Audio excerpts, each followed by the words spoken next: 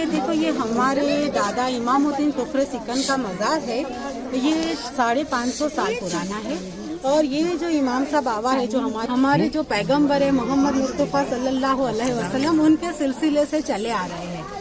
और 1931 में यहाँ पे एक ट्रस्ट बना था जिसमें 7 सतपंथी थे, यानी जो कच्छी पटेल जो हमारे मुरीद हुए थे उनको ट्रस्ट में रखा गया था। हिंदू थे वो कच्छी पटेल या मुस्लिम थे?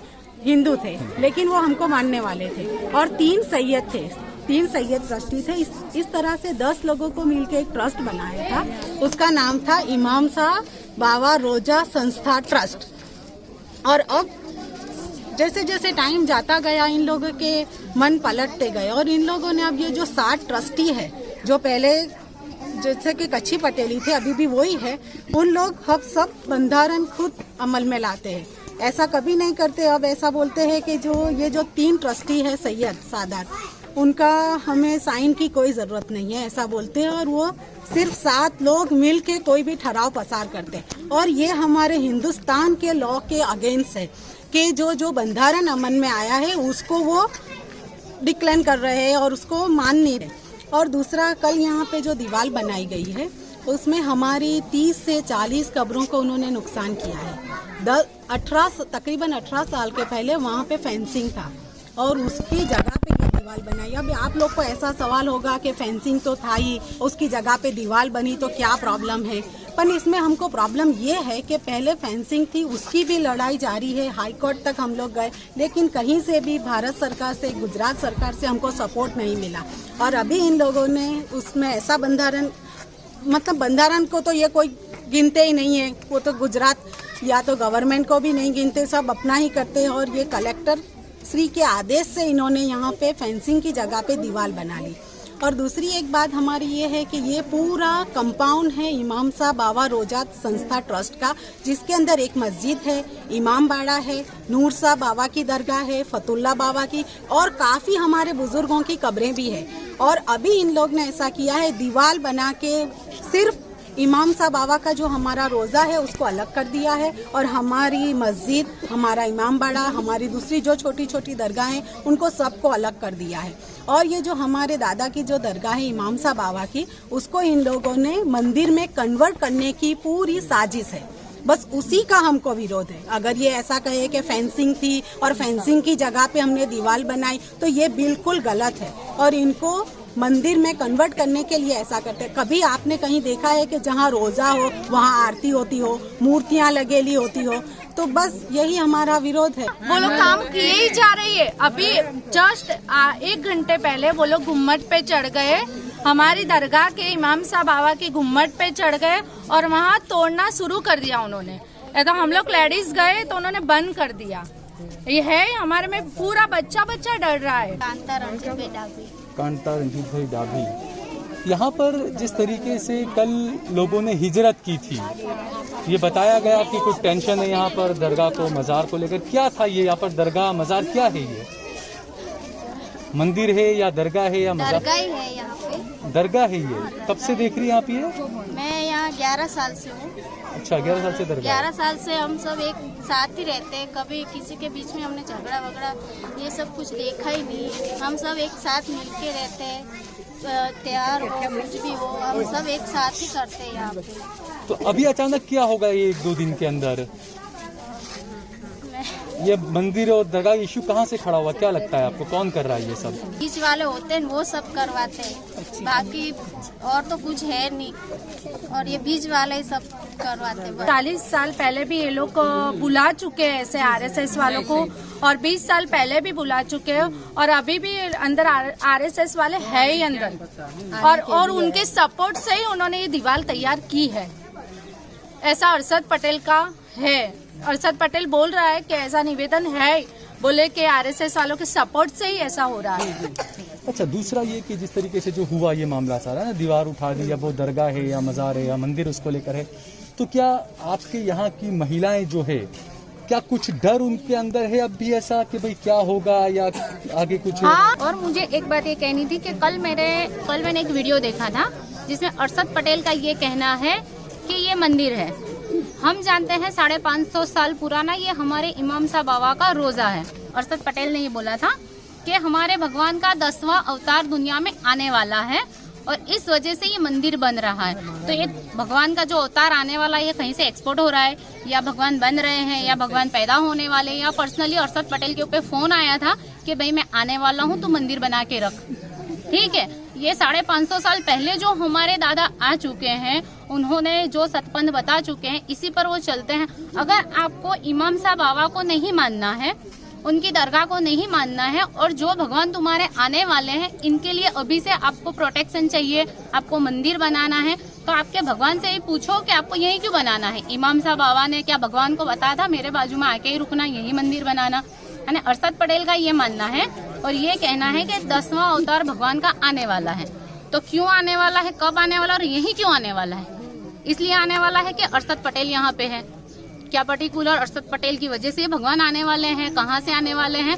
और जो हमारे इमाम साहब बाबा की दरगाह का जो जितना भी संकुल है, उसके अंदर से जो इमाम साहब बाबा का जो पर्टिकुलर जो जगह है वही भगवान ने चुनी है।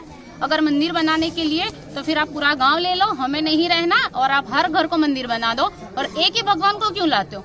जितने 1600 भगवान है सभी को यही ला दो, तो ये धरती भी पावन हो जाएगी। आपसे निवेदन करती हूँ कि अरशद पटेल से ये पूछिए कि अगर 10वां अवतार भगवान का आने वाला है तो 550 साल पहले से जो इमाम साहब बाबा आए हुए हैं, तो आपके पूर्वजों ने, अरशद पटेल के पूर्वजों ने अभी तक इमाम साहब बाबा की सेवा क्यों की? इमाम साहब बाबा की औलाद की जो वंशजों को अभी तक क्यों संभाला? क्या उनको नहीं पता था कि भगवान आने वाले हैं? तो भगवान की राह देख के बैठे इमाम साहब बाबा की सेवा नहीं करते, उनके वंशजों की सेवा नहीं करते। यानी अब अगर आने वाले हैं भगवान, तो आप या तो फिर अपना कुछ कर लो या हमें बता दो कि भगवान हमसे क्या चाहते हैं। तो क्या हमारे इमाम साहब बाबा ये चाहते हैं कि सत्य पंथ पे चलो, हिंदू मुस्लिम सब एक साथ रहो और सीधे मार्ग पे चलो। अब उनके भगवान क्या कहते हैं आप उनसे पूछ के प्लीज मुझे बताइए। नाम क्या है? मेरा नाम है शाहबाज सैयद। मैं भी इमाम साहब बाबा की औलाद में से हूँ। तो ये ट्रस्ट रजिस्टर हुआ 1939 में, और रजिस्ट्रेशन जो हुआ है वो एक कोर्ट का ऑर्डर है, यानी डिस्ट्रिक्ट कोर्ट ने इस ट्रस्ट को एक ऑर्डर के रूप में पारित किया है। और उसकी पहली लाइन ही ये कहती है कि ये हजरत पीर इमाम शाह बाबा की दरगाह है और सैयद उनके वंशज है। यानी इसके स्टेटस पे कोई क्वेश्चन आज तक था ही नहीं। ओके, और आप पुरानी किताबें उठा लें, आप गुजरात ग्रंथ बोर्ड की किताबें उठा लें, आप मिरात अहमदी उठा लें, आप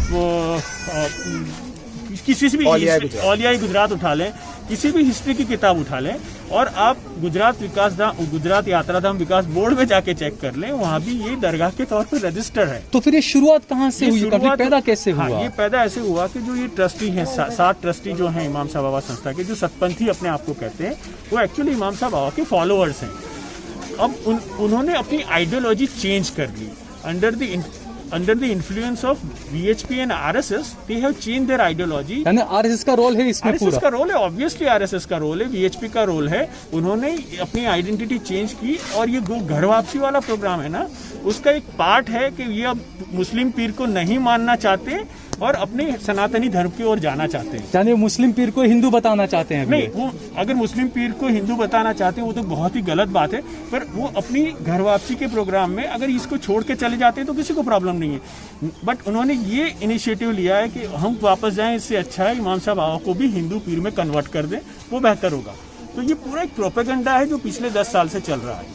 अच्छा, ऐसा भी कुछ है कि यहाँ पर कुछ RSS के कुछ प्रोग्राम होने वाले हैं, मोहन भागवत भी आने वाले हैं? RSS के प्रोग्राम यहाँ काफ़ी होते हैं, कोई नई बात नहीं हमारे यहाँ पे। RSS के VHP के प्रोग्राम होते हैं, बीजेपी का ये गढ़ है, बीजेपी की सभी मीटिंग्स यहाँ आते होते हैं, बीजेपी के सभी जो टॉप मोस्ट लीडर्स हैं वो आते जाते रहते हैं, तो ये उनके इन्फ्लुएंस से ही होता है। तो अब जिस तरीके से आपने बताया कि जो दीवार उठी थी, ये क्या है विवाद? आखिर मजार का कुछ आया कि मजार उस तरफ भी कुछ तोड़े गए, ऐसा क्या है मामला ये? तो इसमें मैं आपको बताऊं कि इस ट्रस्ट को, इस दरगाह को रिनोवेट करने का 2010 में प्लान बनाया गया था, और 2010 के उस प्लान को कलेक्टर साहब ने स्टे कर दिया था, रिस्ट्रिक्टिव ऑर्डर पास करके बोला था इसको रिकंस्ट्रक्ट नहीं करना है, रिनोवेट नहीं करना है। बट समहाउ 2020 में अभी के जो कलेक्टर हैं उन्होंने इसको रिनोवेशन की परमिशन दे दी, और रिनोवेशन के बहाने से इन्होंने मज़ार की जो आर्किटेक्चर थी उसको तोड़ दिया, आजू बाजू की जो कब्रें थी उसको तोड़ दी गई। हालांकि कब्रों को रात को पुलिस ने आके रीएस्टैब्लिश करवाया। तो ये वहाँ से शुरू हुआ और उसके बाद आज ये यहाँ तक पहुँच गया है कि दरगाह जो मेन इमाम साहब बाबा की दरगाह है, श्राइन है, उसके कब्रिस्तान के, मस्जिद के और जो श्राइन हैं उसके बीच में ये वॉल इरेक्ट कर दी गई। ये वॉल इसलिए इरेक्ट कर दी गई, जो इमाम साहब बाबा की श्राइन है वहाँ पे आने वाले पिलग्रिम्स को, ज़ायरीन को ये नहीं पता चले कि यह मस्जिद भी है, यहाँ कब्रिस्तान भी है, यहाँ और दरगाहें भी है, और आइसोलेशन में इस श्राइन को एक मंदिर का स्वरूप दिया गया है। तो ये वॉल एक वॉल नहीं है, ये वॉल एक पूरे प्रोपेगेंडा का भाग है जो इस दरगाह को मंदिर की ओर नई फ्लेवर में ले जा रहा है। तो आपकी तरफ से क्या किया जाएगा इसके लिए? इस मामले को लेकर क्या कोर्ट जाया जाएगा? कोई लॉयर से बात की या क्या करेंगे इस मामले को लेकर? हम तो इसको पिछले 1 साल से ऑब्जेक्ट कर रहे हैं। हम लोगों ने काफ़ी एप्लीकेशंस फाइल किए हैं, कलेक्टर्स के सामने रिप्रेजेंटेशन किए हैं, एसपी के सामने किए हैं, गवर्नमेंट में किए हैं। हालांकि हम पीएम ऑफिस को भी लिख चुके हैं, प्राइम मिनिस्टर ऑफिस से भी लेटर्स आए हैं, पर उनको भी एसडीएम साहब ने गलत आंसर देके क्लोज कर दिया है। तो इतना बड़ा प्रोपेगेंडा चल रहा है। अभी हमारा प्लान, अभी वॉल तो इरेक्ट हो गई है, कल इतनी सारी पुलिस थी कि वहाँ पे ग्राउंड पे जाके उसको रोकना पॉसिबल नहीं था। तो now our next plan is to go to court और maybe we will discuss internally in our core committee and we may go for the hunger strike. क्या नाम है आपका? जी, प्रहलाद भाई। तो ये जो गांव से मुसलमानों ने जो हिजरत की यहाँ से, ये क्या है मामला? दरगाह है, मंदिर है, क्या हुआ था? क्या है? दरगाह तो है, दरगाह ही है वो। कितने सालों से है ये दरगाह? लगभग 400 साल पहले की। आप इसी गांव के हैं? हाँ, इसी गांव। कितने साल से रहते हैं आप यहाँ? यहाँ 60 प्लस में। तो 60 साल से आपने क्या देखा है यहाँ पर? यहाँ बस सब मुहर्रम लोग तो निकालते हैं दरगाह के सामने। तो 60 साल से आपने दरगाह ही देखी है यहाँ पर। तो ये अचानक क्या हो गया सब? ये क्या हुआ था? ये सब राजकारण चलता है। तो अभी क्या हो क्या रहा है? ये दरगाह को क्या मंदिर बनाने की साजिश चल रही है? क्या चल रहा है? ऐसा ही होगा ना। नहीं, आप तो इस गांव के हैं, आप देख भी रहे हैं क्या हो रहा है। तो दरगाह ही है, ये दरगाह पहले से दरगाह ही मानते हैं। जो पूरा विवाद था, उस विवाद के पीछे जहाँ पे तार की फेंसिंग की हुई थी, उस जगह पे कल एक पक्की दीवार बनाने का पूर्व आयोजन करके वहाँ पर लोग आए थे और पुलिस के बंदोबस्त में ये काम वहाँ पर चल रहा था। जब वहाँ के मकामी लोगों ने उसका विरोध किया तो उस वक्त में उन्होंने ये बताया कि ये कलेक्टर के ऑर्डर से ये काम चल रहा है। कलेक्टर ने दीवार बनाने की जो है हमको परमिशन दी है।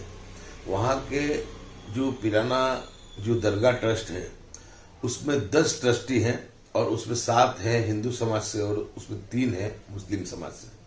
यानी एक तरफा बिल्कुल, यानी जो ठहराव करके 3 ट्रस्टी जो मुस्लिम समाज से हैं उनकी कोई भी जात की सम्मति नहीं ली गई, उनसे रजामंदी नहीं ली गई और उसके रजामंदी लिए बगैर यानी कलेक्टर ने ऑर्डर कर दिया। तो उसके खिलाफ लोगों में एक गुस्सा था।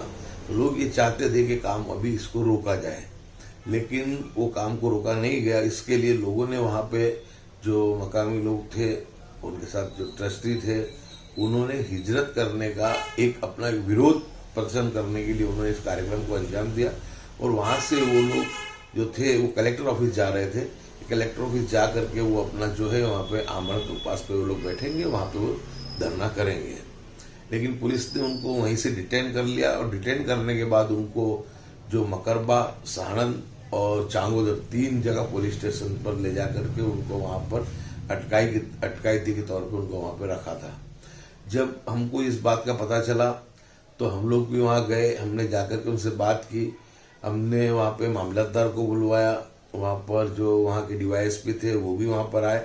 उनसे और आगे वालों के दरमियान ये बात हुई तो पुलिस ने जो था वो अपना पक्ष ये रखा कि हमको तो कलेक्टर की जो मंजूरी थी उसका अमल करना था, इसलिए हम लोग उसके लिए आए हैं। इसके लिए अगर तुम्हारी जो भी कोई बात हो वो आप सरकार में करें या आप कलेक्टर के साथ करें। तो कलेक्टर की तरफ से जो मामलतदार आए थे उन्होंने कहा कि हम तुम्हारी जो भी कंप्लेन है वो दे दो, उस पर हम तहकीकात करेंगे और उसके बाद ही हम कोई इसमें कार्रवाई कर पाएंगे। उसके बाद लेखित के अंदर जो वहाँ के जो मकामी लोग थे, ट्रस्टी थे, उन्होंने लेखित के अंदर उन्होंने ये कहा कि एक तो हमको यहाँ पर जो पिराना गांव है वहाँ पे हमको धरना प्रदर्शन करने की मंजूरी दी जाए, उसकी एक एप्लीकेशन उन्होंने दी। और दूसरी उनकी ये थी कि जो ये कलेक्टर श्री ने जो ये जो यहाँ पर ये काम किया है, ये जो इनको मंजूरी दी है, इस वजह से यहाँ पे काम चल रहा है। इसमें हमारे जो है अधिकारों का हनन होता है, इसलिए और यहाँ पर जो कुछ कब्रें थी उसको भी नुकसान इससे पहुँचा है। तो जो अगर गैर कानूनी जो काम हुआ है उसके लिए जिम्मेदारों के सामने कानूनी कार्रवाई होनी चाहिए, कानूनी पगले उनके सामने लेने चाहिए। तो मामलतदार ने उसके जवाब देते कहा कि आप एप्लीकेशन दे दो, इसमें हम लोग तहकीकात करने के बाद ही सब पहलू को देख करके हम इसके अंदर जो भी हमारा डिसीजन लेंगे, हम निर्णय लेकर के इसमें आगे की कार्रवाई करेंगे। अच्छा, इसमें कुछ ये भी था कि गांव वालों को सुरक्षा को लेकर भी थोड़ा था, वो भी थोड़ा कि पुलिस प्रोटेक्शन या सुरक्षा उनकी क्या जिम्मेदारी, या ऐसी भी कुछ बात है, पुलिस ने कुछ श्योरिटी दी उनकी सुरक्षा की या ऐसी कुछ? पुलिस ने कहा कि हमारा पूरा बंदोबस्त वहां पे है और मैं जो बात को समझ सका उनके साथ, उनको सुरक्षा के लिए उनको कोई खतरा था ऐसा नहीं था। जो गैर कानूनी तरीके से, मनस्वी तरीके से जो ऑर्डर किया था और जिस तरीके से काम चल रहा था उसके सामने, उसके खिलाफ उनका गुस्सा और उनका आक्रोश था।